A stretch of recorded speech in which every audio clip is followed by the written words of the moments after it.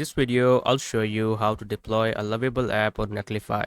So first, let's go to our project on Lovable. Make sure you're already logged into your account. Once you're inside the project you want to deploy, look to the right and click on Connect GitHub. Now, if you haven't already connected your GitHub account to Lovable, you'll see an option to do that. For me, I've already connected my GitHub, so I don't see that option anymore. Once your GitHub account is connected, the next step is to connect your project. Now click on the option that says Connect Project. Now you'll be asked to select your GitHub organization if you haven't already selected. Wait for a few seconds and Lovable will handle the rest automatically.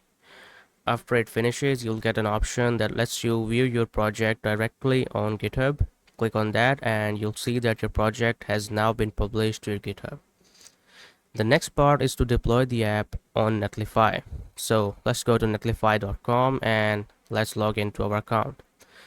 Once you're in, look for an option that says import from Git in the project section. After you click that, you'll be asked to choose a Git provider. Select GitHub. Netlify will ask you to authorize the connection between GitHub and Netlify. You will just have to click authorize and that's it. Once that's done, Netlify will show you a list of your GitHub repositories. Look through the list and find the project you want to deploy.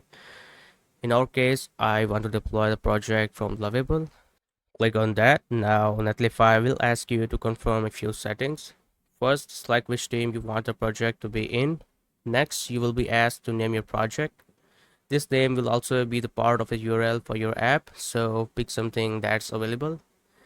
Now, if you scroll down, you'll see some build settings. You can leave most of them as they are. Once you're ready, just click deploy at the bottom and Netlify will start the deployment process. And that's all of it. Thanks for watching.